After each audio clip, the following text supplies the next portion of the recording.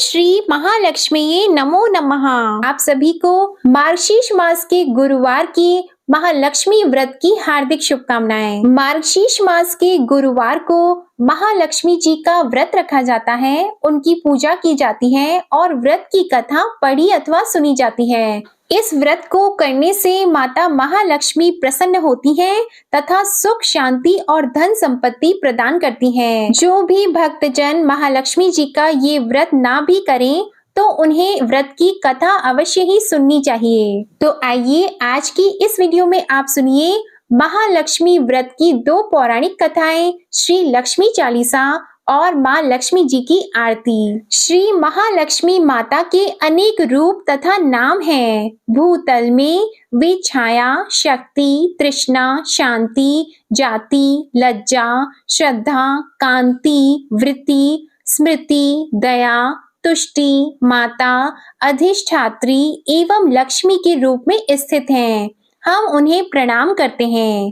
कैलाश पर्वत पर पार्वती, क्षीर सागर में सिंधु कन्या, स्वर्ग लोक में महालक्ष्मी, भूलोक में लक्ष्मी, ब्रह्मलोक में सावित्री, ग्वालों में राधिका, वृंदावन में रासेश्वरी, केतकी वन में सुशीला, राजप्रसाद में राजलक्ष्मी और घर घर में गृह लक्ष्मी इन विभिन्न नामों से पहचानी जाती हैं। महालक्ष्मी जी की पूजा ब्रह्म मुहूर्त में की जाती है और उन्हें विभिन्न व्यंजनों का भोग भी लगाया जाता है।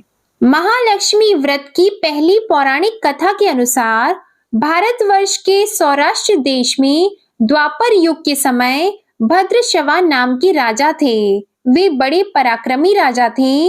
4 वेद, 6 शास्त्र, 18 पुराणों का उन्हें ज्ञान था। उनकी रानी का नाम सुरत चंद्रिका था। रानी दिखने में सुंदर और सुलक्षणा थी तथा पतिव्रता थी। उन दोनों को 7 पुत्र तथा उसके बाद एक कन्या का वरदान मिला था। कन्या का नाम श्यामबाला था।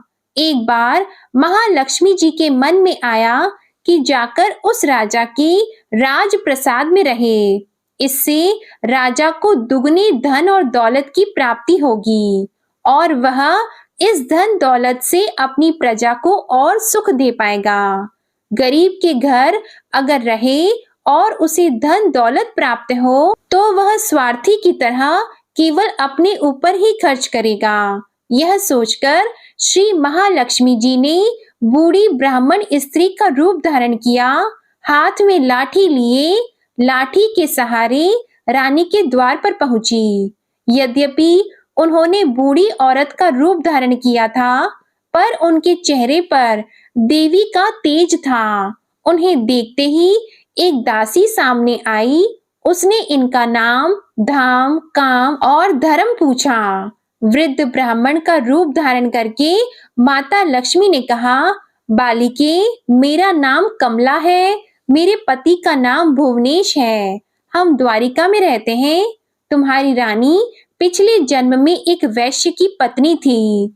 वह वैश्य गरीब था और दारिद्र्य के कारण हर रोज घर में झगड़े होते थे तथा उसका पति रोज उसे मारता था।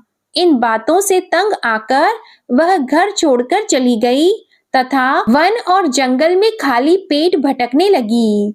उसकी इस दुर्दशा पर मुझे दया आ गई।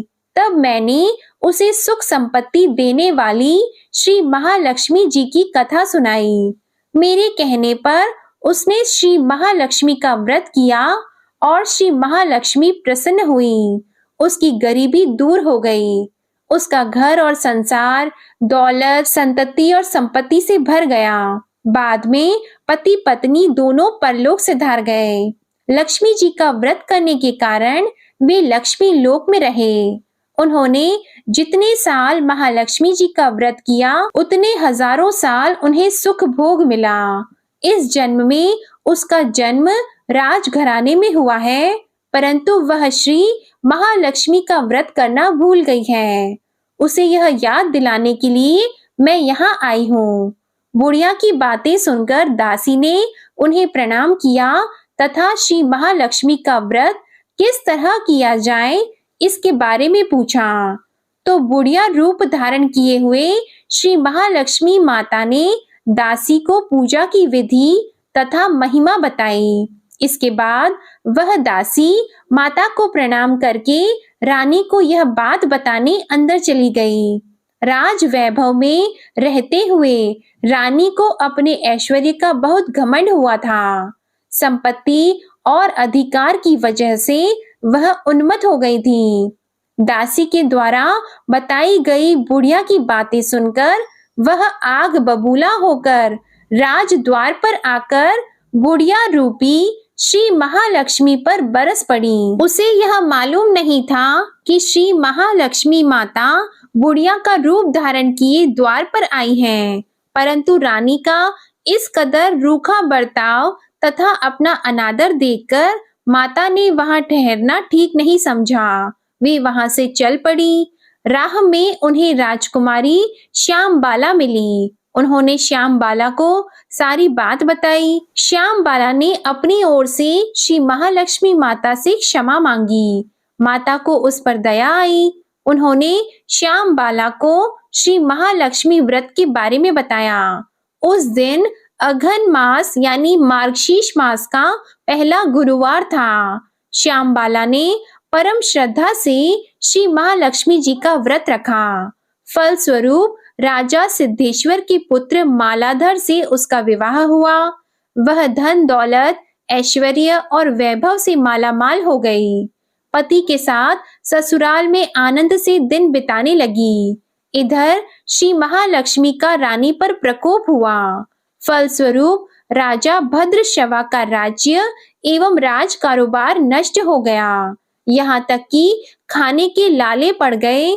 ऐसी हालत में एक दिन रानी ने राजा से निवेदन किया कि हमारा दामाद इतना बड़ा राजा है, धनवान है, ऐश्वर्यशाली है, क्यों ना उसके पास जाएं, अपना हाल उसे बताएं, वह जरूर हमारी मदद करेगा। इस बात पर राजा भद्रश्रवा दामाद के पास रवाना हुए। राज्य में पहुंचकर एक तालाब के किनारे थोड़ी देर विश्राम लेने के लिए ठहरे। विनम्रता से उनकी पूछताछ की। जब उन्हें यह मालूम हुआ कि वे रानी श्यामबाला के पिता हैं, तो दौड़ते हुए जाकर उन्होंने रानी को सारी बात बताई। रानी ने दासी के हाथ राज परिधान भेजकर बड़े ठाट से उनका स्वागत तथा आदर सत्कार किया और उन्हें खान पान करवाया। जब वे लौटने लगे तो सोने की मोहरों से भरा घड़ा दिया।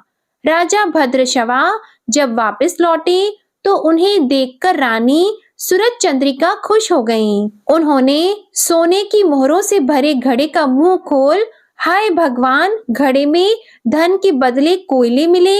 यह सब श्री महालक्ष्मी के प्रकोप से हुआ है। इस प्रकार दुर्दशा में और कई दिन बीत गए। इस बार रानी स्वयं अपनी कन्या के पास गईं। वह दिन अघन मास का अंतिम गुरुवार था। श्यामबाला ने श्री महालक्ष्मी का व्रत किया, पूजा की और अपनी माता से भी व्रत करवाया। इसके बाद रानी अपने घर आ गईं। श्री महालक्ष्मी जी का व्रत रखने पर उसे फिर से अपना राजपाट, धन दौलत, ऐश्वर्य प्राप्त हुआ। वह फिर से सुख शांति आनंदमय जीवन बिताने लगी। कुछ दिनों बाद राजकन्या श्यामबाला अपने पिता के घर आई। उसे अपने घर देखकर सूरज चंद्रिका को पुरानी बातें याद आई। यही कि श्यामबाला ने अपने पिता को घड़ा भर कोयला दिया था और उसे तो कुछ भी नहीं दिया था। इसी कारण श्यामबाला को पिता के घर आने पर उसका कोई आदर आतिथ्य नहीं हुआ, बल्कि उसका अनादर हुआ।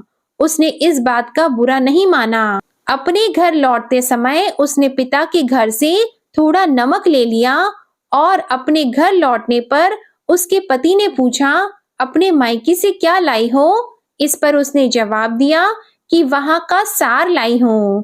तो पति ने पूछा, इसका मतलब क्या हुआ? तो श्यामबाला ने कहा, थोड़ा धीरज रखो, सब मालूम हो जाएगा। उस दिन श्यामबाला ने सारा भोजन नमक डाले बिना बनाया और परोसा। पति ने खाना जब चखा, सारा खाना नमक बिना था, इसलिए स्वाद नहीं आया। फिर श्याम बाला ने थाली में नमक डाला, इससे सारा भोजन स्वादिष्ट लगने लगा।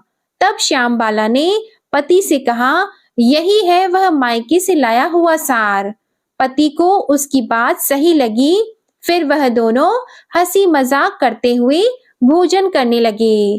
कहा गया है कि इस तरह जो भी भक्त श्रद्धा भाव से श्री महालक्ष्मी जी की पूजा करता है, उसे माता की कृपा प्राप्त होती है, सुख संपत्ति शांति प्राप्त होती है, सभी मनोकामनाएं पूर्ण होती हैं।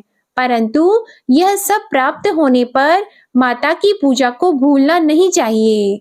हर गुरुवार को व्रत और पाठ अवश्य करना चाहिए। इस तरह श्री महालक्ष्मी जी की महिमा भक्तों की मनोकामना को पूर्ण करती हैं। बोलिए श्री महालक्ष्मी जी की जय। अब सुनिए महालक्ष्मी व्रत की दूसरी कथा। एक गांव में एक गरीब ब्राह्मण रहता था। वह नियमित रूप से जगत के पालनहार विष्णु भगवान की आराधना करता था। उसकी पूजा भक्ति से प्रसन्न होकर उसे भगवान श्री विष्णु ने दर्शन दिए और ब्राह्मण से वर मांगने के लिए कहा।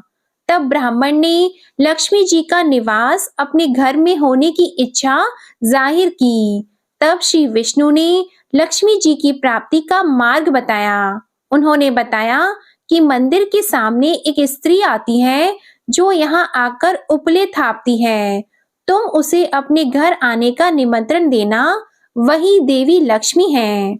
विष्णु जी ने ब्राह्मण से कहा, जब धन की देवी माँ लक्ष्मी के तुम्हारे घर पधारेंगी तो तुम्हारे घर धन और धान्य से भर जाएगा। यह कहकर श्री विष्णु जी चले गए। अगले दिन सुबह ही वह मंदिर के सामने बैठ गया। लक्ष्मी जी उपले थापने के लिए आईं तो ब्राह्मण ने उनसे अपने घर आने का निवेदन किया। ब्राह्मण की बात को सुनकर लक्ष्मी जी समझ गई कि यह सब विष्णु जी के कहने से हुआ है। लक्ष्मी जी ने ब्राह्मण से कहा कि मैं चलूंगी तुम्हारे घर, लेकिन इसके लिए पहले तुम्हें महालक्ष्मी व्रत करना होगा। 16 दिनों तक व्रत करने और 16वें दिन रात्रि को चंद्रमा को अर्घ देने से तुम्हारा मनोरथ पूर्ण होगा। ब्राह्मण ने देवी के कहे अनुसार व्रत और पूजन किया और देवी को उत्तर दिशा की ओर मुख करके पुकारा। इसके बाद माँ देवी लक्ष्मी ने अपना वचन पूर्ण किया। मान्यता है कि उसी दिन से इस व्रत की परंपरा भी शुरू हुई थी। बोलिए माँ महालक्ष्मी जी की जय। अब आप सुनिए श्री लक्ष्मी चालीसा का पाठ। माँ तू लक्ष्मी करी कृपा, करो हृदय में वास, मनोकामना सिद्ध करी, पुरवहु मेरी आस। सिंधु सुता में सुमिरो तो ही, ज्ञान बुद्धि विद्या दो मोही, तुम समान नहीं कोई उपकारी, सब विधि पुरवहु आस हमारी। जय जय जगत जननी जगदम्बा, सबकी तुम ही हो अवलंबा, तुम ही हो सब घट घट वासी, विनती यही हमारी खासी। जग जननी जय सिंधु कुमारी, दीनन की तुम हो हितकारी, विनवो नित्य तुम्हीं महारानी, कृपा करो जग जननी भवानी। के ही विधि स्तुति करो तिहारी, सुधि लीजे अपराध विसारी, कृपा दृष्टि चितवो मम ओरी, जग जननी विनती सुन मोरी। ज्ञान बुद्धि जय सुख की दाता, संकट हरो हमारी माता, क्षीर सिंधु जय विष्णु मथायो, 14 रत्न सिंधु में पायो। 14 रत्न में तुम सुख राशि, सेवा कियो प्रभु बनी दासी। जब जब जन्म जहाँ प्रभु लीन्हा, रूप बदलतः सेवा कीन्हा। स्वयं विष्णु जब नर तनु धारा, लीने अवधपुरी अवतारा, तब तुम प्रगट जनकपुर माही, सेवा कियो हृदय पुलकाही। अपनाया तो ही अंतर्यामी, विश्व विदित त्रिभुवन की स्वामी, तुम सम प्रबल शक्ति नहीं आनी, कह लो महिमा कहो बखानी। मन क्रम वचन करे सेवकाई, मन इच्छित वांछित फल पाई। तजी छल कपट और चतुराई, पूजहि विविध भांति मन लाई। और हाल में कहो बुझाई, जो यह पाठ करे मन लाई। ताको कोई कष्ट न होई, मन इच्छित पावे फल सोई। त्राहि त्राहि जय दुख निवारिणी, त्रिविध ताप भव बंधन हारिणी। जो चालीसा पढ़े पढ़ावे, ध्यान लगा कर सुने सुनावे। ताको कोई न रोग सतावे, पुत्र आदि धन संपत्ति पावे। पुत्रहीन अरु संपत्तिहीना, अंध बधिर कोढ़ी अति दीना। विप्र बुलाए के पाठ करावे, शंका दिल में कभी न लावे। पाठ करावे दिन चालीसा, ताकर कृपा करे गौरीसा। सुख संपत्ति बहुत सी पावे, कमी नहीं काहू की आवे। 12 मास करे जो पूजा, तेहि सम धन्य और नहीं दूजा। प्रतिदिन पाठ करे मन माही, उन सम कोई जग में कहू नाही। बहुविधि क्या मैं करूं बड़ाई, ले परीक्षा ध्यान लगाई। करि विश्वास करे व्रत नेमा, होए सिद्धि उपजे उर प्रेमा। जय जय जय लक्ष्मी भवानी, सब में व्यापित हो गुण खानी। तुम्हरो तेज प्रबल जग माही, तुम सम को दयालु कहि नाही। मोहि अनाथ की सुधि अब लीजे, संकट काटी भक्ति मोहि दीजे। भूल चूक कर क्षमा हमारी, दर्शन दजे दशा निहारी। बिन दर्शन व्याकुल अधिकारी, तुम ही अछत दुख सहते भारी। नहीं मोहि ज्ञान बुद्धि है तन में, सब जानत हो अपने मन में। रूप चतुर्भुज कर के धारण, कष्ट मोर अब करहु निवारण। केहि प्रकार मैं करूं बड़ाई, ज्ञान बुद्धि मोहि नहीं अधिकाई। त्राहि त्राहि दुख हारिणी, हरो वेगी सब त्रास। जयति जयति जय लक्ष्मी, करो शत्रु को नाश। रामदास धरि ध्यान नित, विनय करत कर जोर। मातु लक्ष्मी दास पर करहु दया की कोर। माता लक्ष्मी की चालीसा समाप्त होती है। अब आप सुनिए माँ लक्ष्मी की आरती। ओम जय लक्ष्मी माता, मैया जय लक्ष्मी माता। तुमको निस दिन सेवत, हर विष्णु विधाता। ओम जय लक्ष्मी माता, उमा रमा ब्रह्माणी, तुम ही जग माता। सूर्य चंद्रमा ध्यावत, नारद ऋषि गाता। ओम जय लक्ष्मी माता, दुर्गा रूप निरंजनी, सुख संपत्ति दाता। जो कोई तुमको ध्याता, रिद्धि सिद्धि धन पाता। ओम जय लक्ष्मी माता, तुम ही पाताल निवासिनी, तुम ही शुभ दाता। कर्म प्रभाव प्रकाशनी, भवनिधि की त्राता। ओम जय लक्ष्मी माता, जिस घर तुम रहती हो, ताहि में सद्गुण आता। सब संभव हो जाता, मन नहीं घबराता। ओम जय लक्ष्मी माता, तुम बिन यज्ञ न होता, वस्त्र न कोई पाता। खान पान का वैभव, सब तुमसे आता। ओम जय लक्ष्मी माता, शुभ गुण मंदिर सुंदर, शिरोदधि जाता। रत्न चतुर्दश तुम बिन कोई नहीं पाता। ओम जय लक्ष्मी माता, महालक्ष्मी जी की आरती जो कोई नर गाता। और आनंद समाता, पाप उतर जाता। ओम जय लक्ष्मी माता, ओम जय लक्ष्मी माता। प्रेम से बोलिए माँ लक्ष्मी जी की जय, भगवान विष्णु जी की जय। बोलिए गणेश जी भगवान की जय। माता लक्ष्मी जी की कृपा आप पर और आपके पूरे परिवार पर सदा बनी रहे। आपको आज की कथा और ये आरती पसंद आई हो तो वीडियो को लाइक कीजिएगा, शेयर कीजिएगा, कमेंट में माता महालक्ष्मी की जय लिखिएगा और चैनल को भी सब्सक्राइब कीजिएगा। जय माता दी।